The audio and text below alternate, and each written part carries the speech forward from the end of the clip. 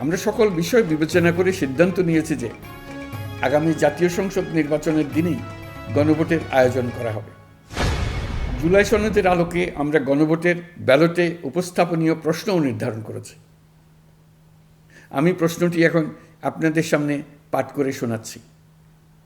প্রশ্নটি হবে এরকম: আপনি কি জুলাই জাতীয় সনদ সংবিধান সংস্কার বাস্তবায়ন আদেশ 2025 এবং জুলাই জাতীয় সনদের লিপিবদ্ধ সংবিধান সংস্কার সম্পর্কিত নিম্নলিখিত প্রস্তাবগুলোর প্রতি আপনার সম্মতি জ্ঞাপন করছেন?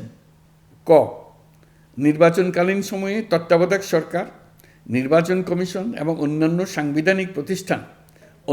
সাংবিধানিক প্রতিষ্ঠান জুলাই সনদে বর্ণিত প্রক্রিয়ার আলোকে গঠন করা হবে।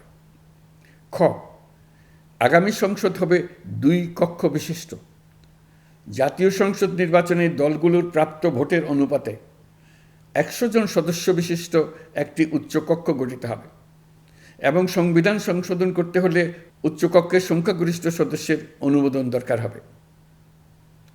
গ, সংসদে নারীর প্রতিনিধি বৃদ্ধি, বিরোধী দল থেকে ডেপুটি স্পিকার ও সংসদীয় কমিটির সভাপতি নির্বাচন, প্রধানমন্ত্রীর মেয়াদ সীমিতকরণ, রাষ্ট্রপতির ক্ষমতা বৃদ্ধি, মৌলিক অধিকার সম্প্রসারণ, বিচার বিভাগের স্বাধীনতা ও স্থানীয় সরকার সহ বিভিন্ন বিষয়ে যে 30টি প্রস্তাবে জুলাই জাতীয় সনদে রাজনৈতিক দলগুলোর ঐকমত্য হয়েছে সেগুলো বাস্তবায়নে আগামী নির্বাচনে বিজয়ী দলগুলো বাধ্য থাকবে।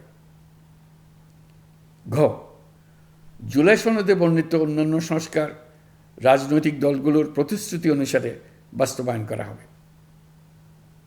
গণভোটের দিন এই 4টি বিষয়ের উপর একটি মাত্র প্রশ্নে আপনি হ্যাঁ বা না ভোট দিয়ে আপনার মতামত জানাবেন। পাবলিক রিঅ্যাকশন, দেশ গড়ায় আপনার মতামত।